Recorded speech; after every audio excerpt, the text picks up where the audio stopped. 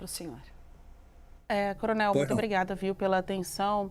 O senhor, como ex-investigador do CENIPA, vai trazer aqui informações sobre as suas impressões técnicas a respeito dessa tragédia, que a gente segue aqui apurando para trazer as informações jornalísticas mais corretas o possível.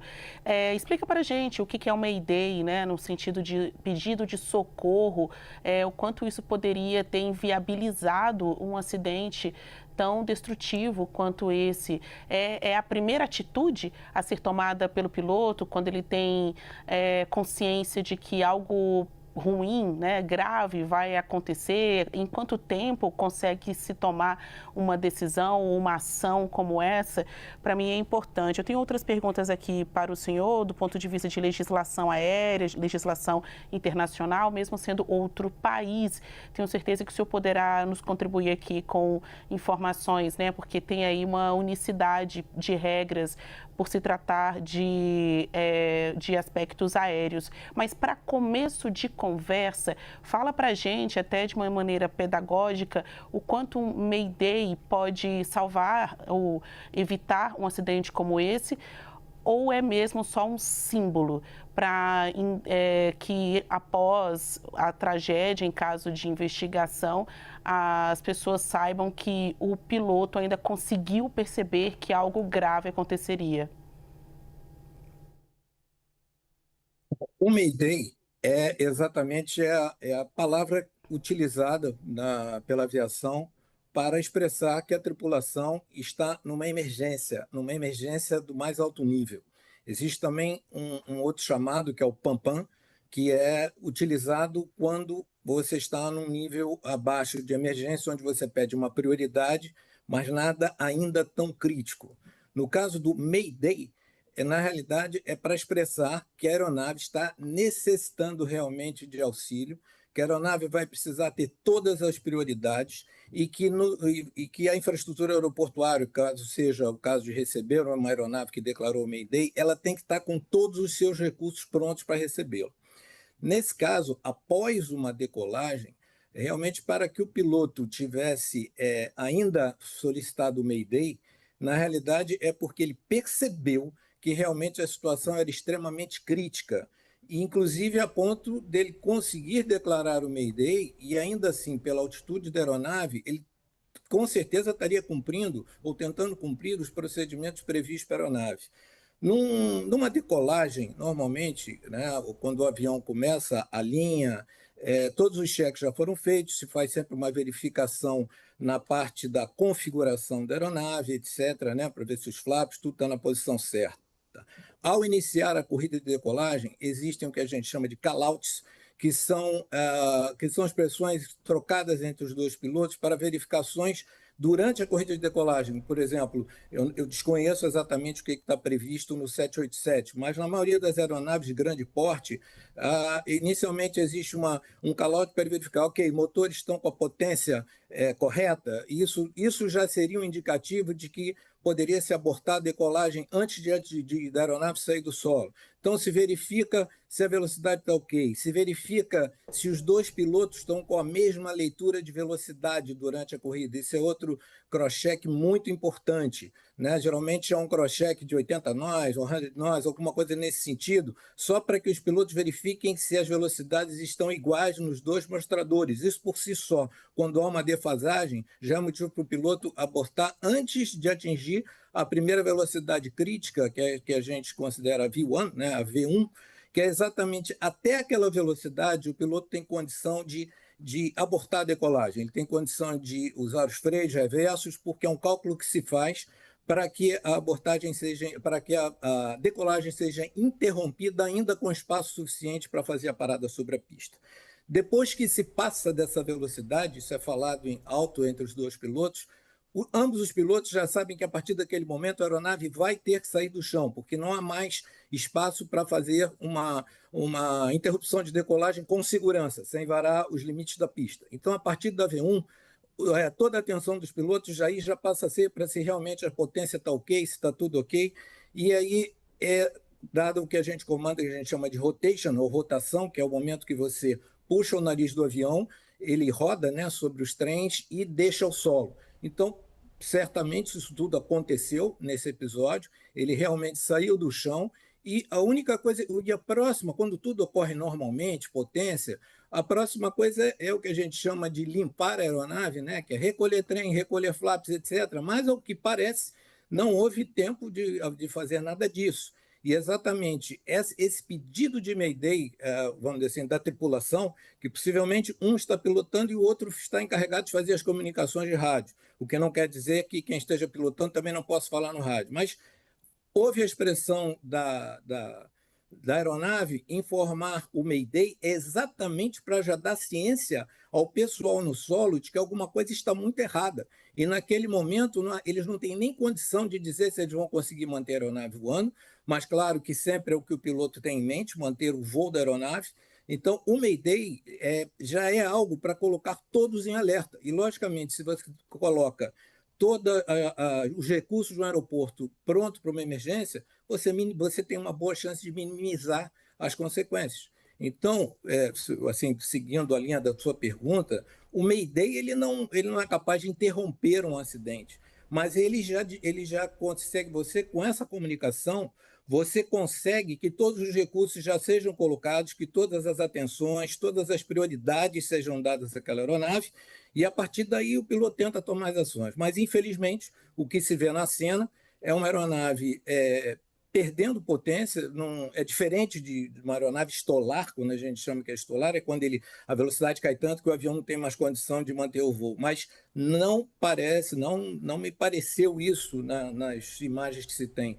A sensação é de que realmente ele perde o empuxo e ele está estabilizado, está com as asas niveladas, está com o trem baixo, quer dizer, não houve nem condição dos pilotos recolherem, que é uma coisa até que facilita quando você está com perda de potência, você procura, a gente chama de limpar a aeronave, é exatamente tentar recolher trem, coisas que facilitem o voo da aeronave, mas pelo que se percebe ali, não houve nem tempo para eles conseguirem fazer isso. Não sei se conseguir fazer a relação que você queria entre o Mayday e aquilo que se pode fazer pelo acidente, né? Coronel, vou passar a palavra aqui para a Débora Oliveira, nossa analista de economia. Coronel, eu quero te perguntar quero entender, na verdade, um pouco sobre a avaliação que o senhor faz sobre essa aeronave. Por que eu te pergunto isso? Essa notícia chega justamente no momento em que a gente tem essa fabricante de aviões, a Boeing, tentando, né, reconstruir a confiança, tanto de autoridades como do público realmente em si, até mesmo no próprio mercado, em relação à segurança das suas aeronaves, que sempre foram consideradas como as mais seguras, modernas e tecnológicas, né, na aviação, mas que agora vem aumentando esse histórico de tragédias envolvendo a marca, envolvendo a fabricante, essas aeronaves. Então, como que você avalia mais essa tragédia agora no histórico da Boeing? Olha, o que eu posso colocar dentro da minha experiência de investigador é que essa é uma das grandes responsabilidades que todo investigador tem, principalmente no início, para que a gente tome cuidado para já não começar a tentar correlacionar cenários anteriores com o fato que está em andamento. Ou seja, muitas vezes é lógico, faz parte, né? Todo mundo, quando houver uma perda de uma aeronave, ainda mais uma aeronave de alta tecnologia, uma das responsabilidades que nós temos ao começar a colher dados, etc., ou até mesmo para se manifestar, é exatamente não colocar nenhuma pré-concepção de que houve que tentar fazer alguma correlação entre alguma coisa anterior. É claro que tudo vai ser investigado. Uma das partes, como toda a investigação, ela segue o lado do fator humano e existe o lado do que a gente chama de fator material, que é exatamente ligado à fabricação, projeto da aeronave, etc. E isso vai ser profundamente analisado, mas ainda é extremamente prematuro a gente tentar fazer qualquer correlação. Mas é evidente que num momento como esse, vem logo o pensamento sobre coisas que aconteceram anteriormente. O que eu quero dizer é que tudo que possa ter acontecido anteriormente não pode ser já alinhado como uma possível causa. Eu costumo dizer que, primeiro, toda investigação é um grande quebra-cabeça, onde as peças vão surgindo e a gente não sabe a figura, no quebra-cabeça você sabe a figura que você vai montar, mas, nesse caso, é uma figura que não se conhece.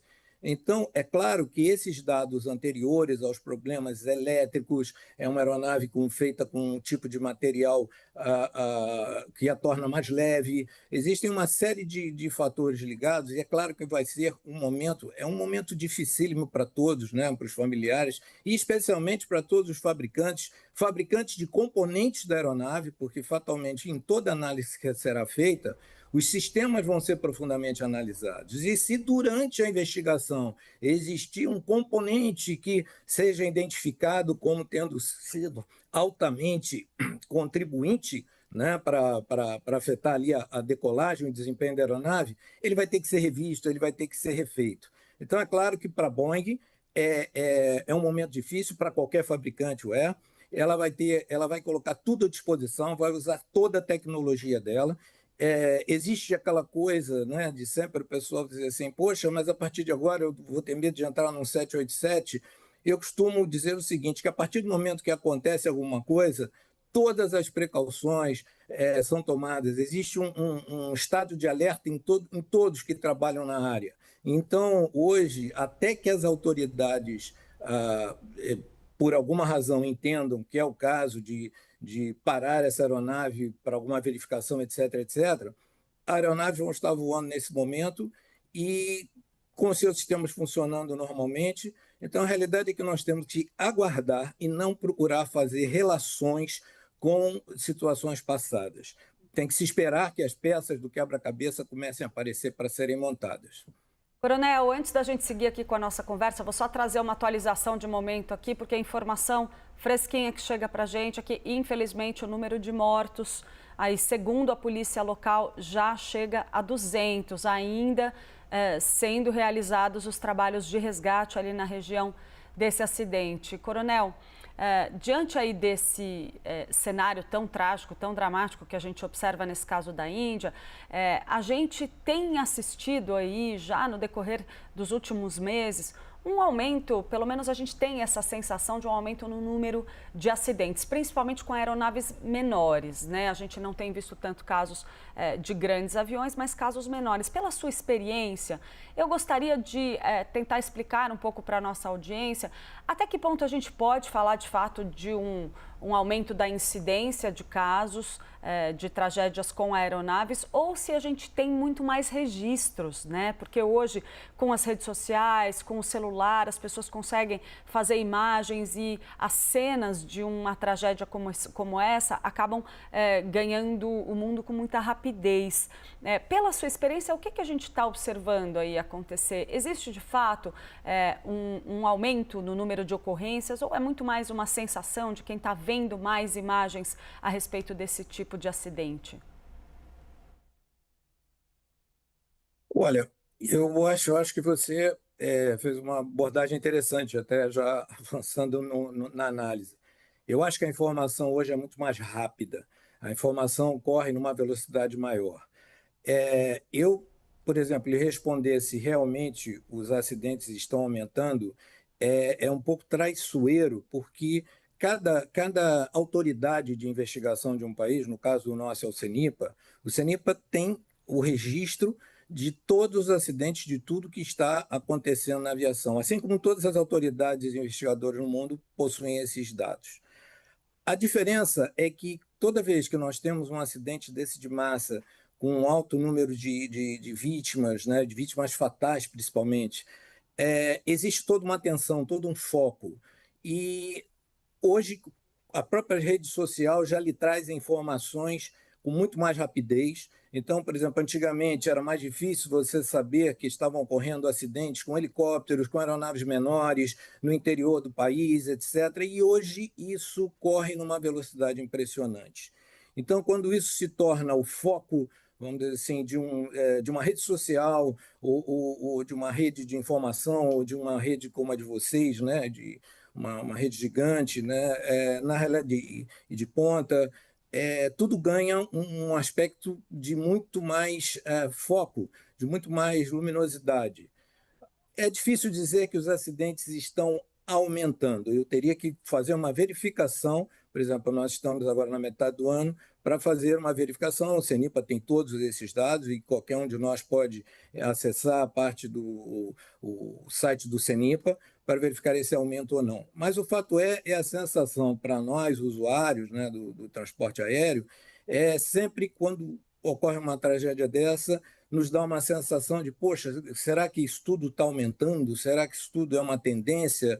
Né? Então, eu acho que é muito mais pela velocidade da informação. E claro, também que a tecnologia hoje está permitindo o voo de aeronaves de ultraleves, de aeronaves de menor porte.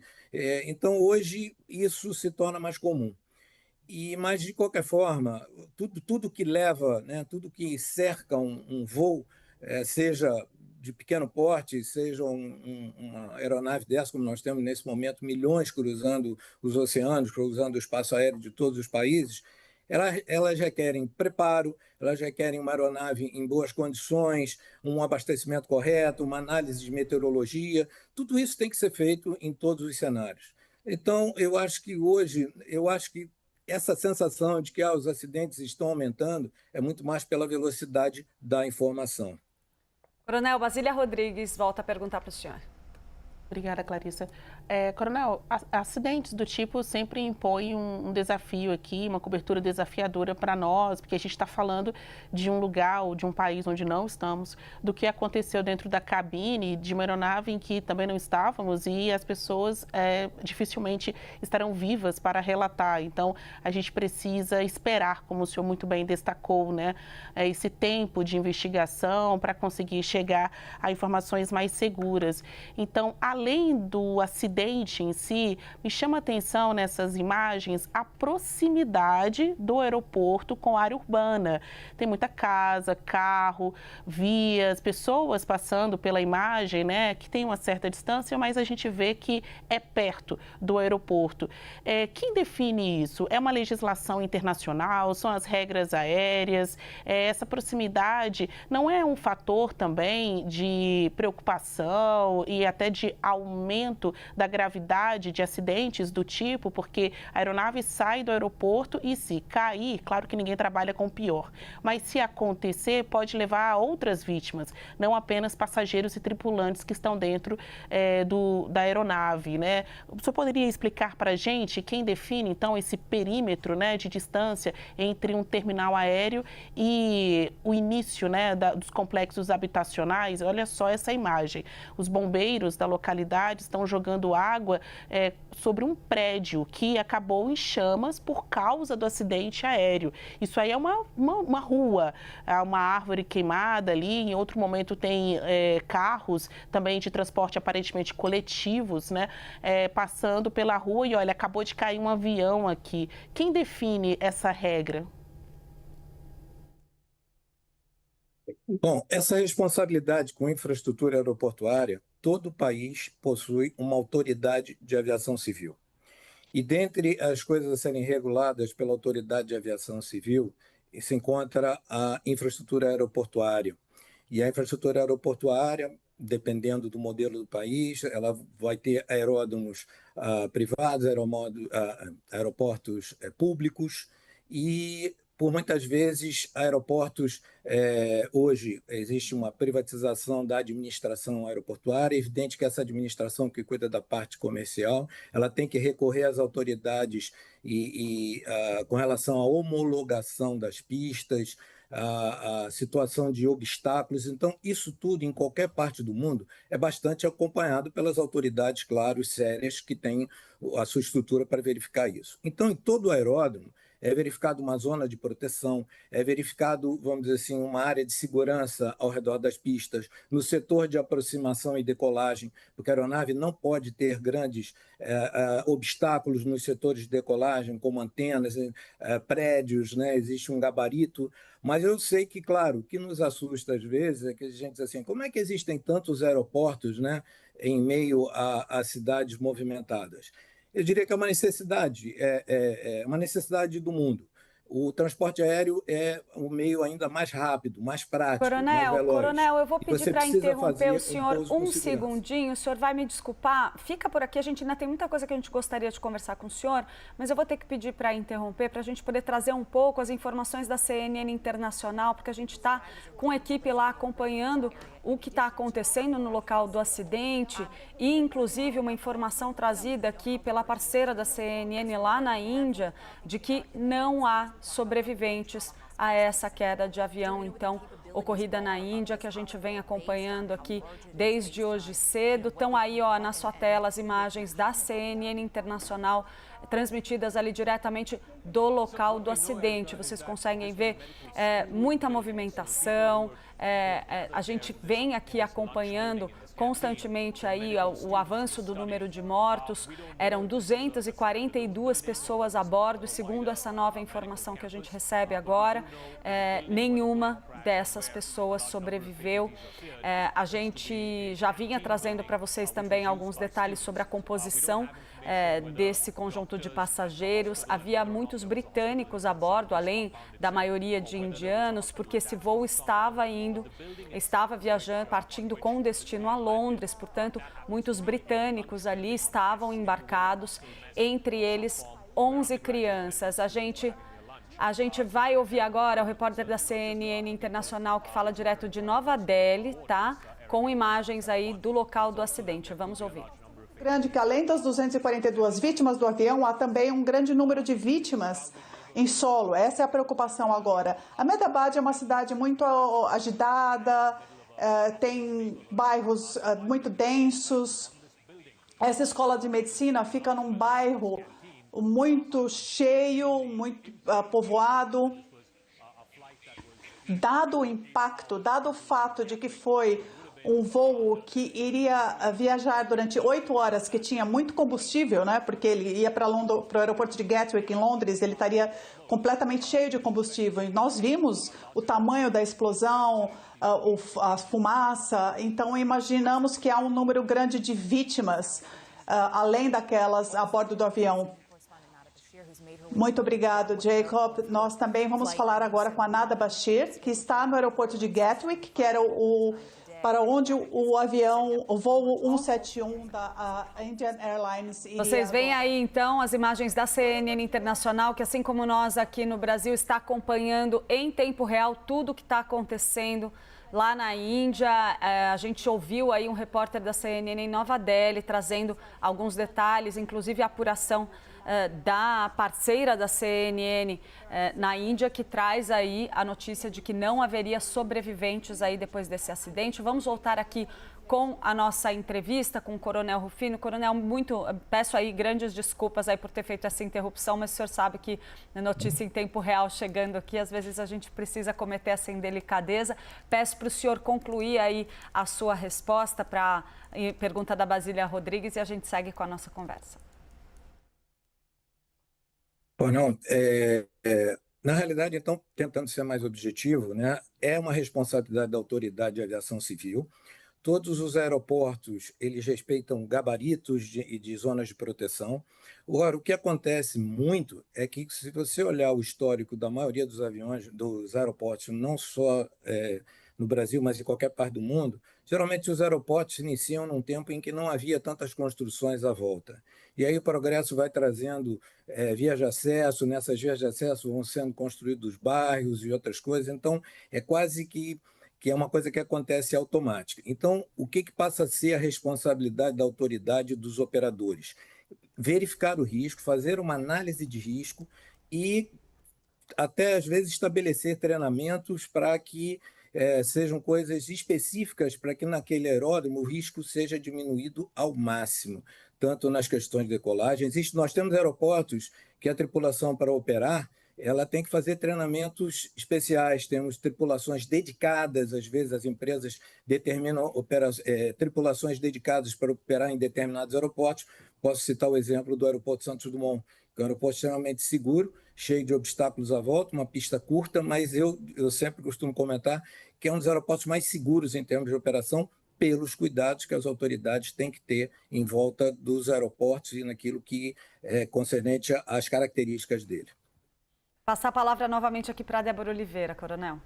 Coronel, eu quero abordar um pouco aqui com o senhor uma avaliação geral, e aí além mesmo do que a gente está acompanhando aqui, infelizmente, por essas imagens tão impactantes dessa tragédia na Índia, sobre como que o senhor tem visto, né, o ciclo mesmo de manutenção das aeronaves, tudo que tem acontecido. E por que eu te pergunto isso, Coronel? Desde o período da pandemia, a gente vem enfrentando um grande problema no setor, né, aéreo, por causa da falta de insumos, de semicondutores. Isso impactou bastante até na entrega de novas aeronaves, que, portanto, fez com que houvesse uma sobrecarga mesmo, né, de demanda de voos, aeronaves voando ali no limite de suas horas, justamente porque houve uma retomada da economia, com pessoas voando, viajando novamente, mas isso não acompanhou em termos, por exemplo, de insumos, de produção, de entrega de novas aeronaves. Essas companhias, essas fabricantes de aeronaves, elas vinham enfrentando muita dificuldade em relação a isso. Então, independente de falar somente dessa tragédia em si,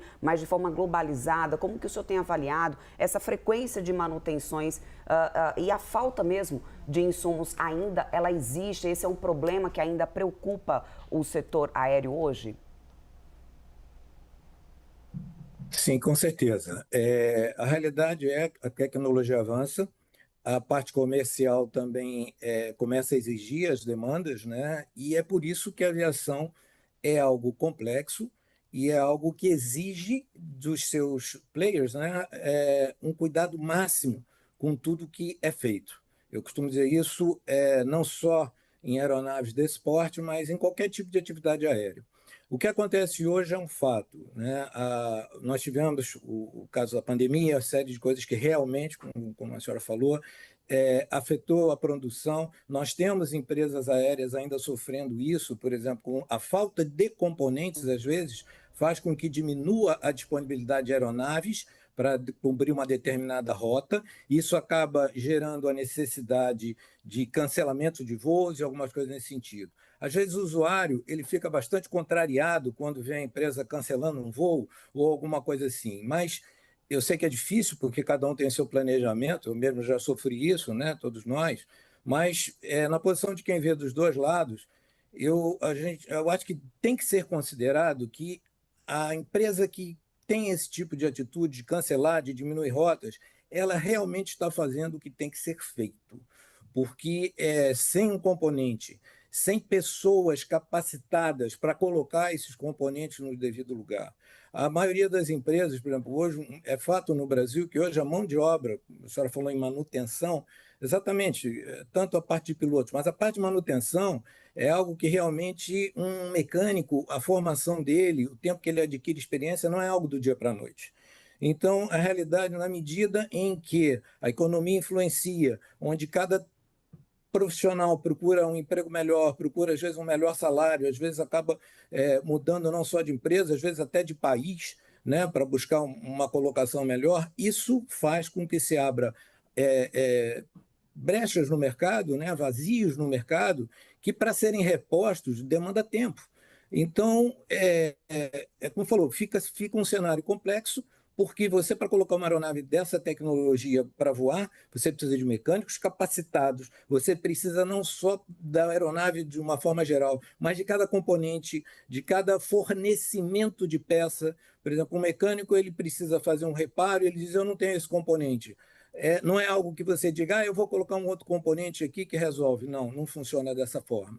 Então, realmente é um fato. Isso eu acho que é um desafio que a atualidade está enfrentando, e principalmente aeronaves de altíssima tecnologia. E não há outra solução a não ser, às vezes, cancelar ou manter uma aeronave no solo, uma frota no solo, até que tudo seja resolvido.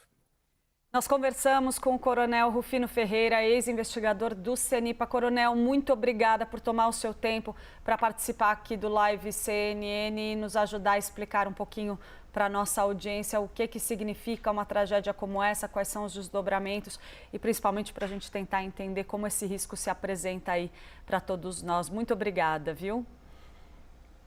Muito obrigado a vocês. Eu espero que tenha sido esclarecedor e, como eu falo, apesar de não ser uma satisfação, eu também transmito meus sentimentos, né, à distância de todas aquelas famílias que ainda estão buscando respostas, tá?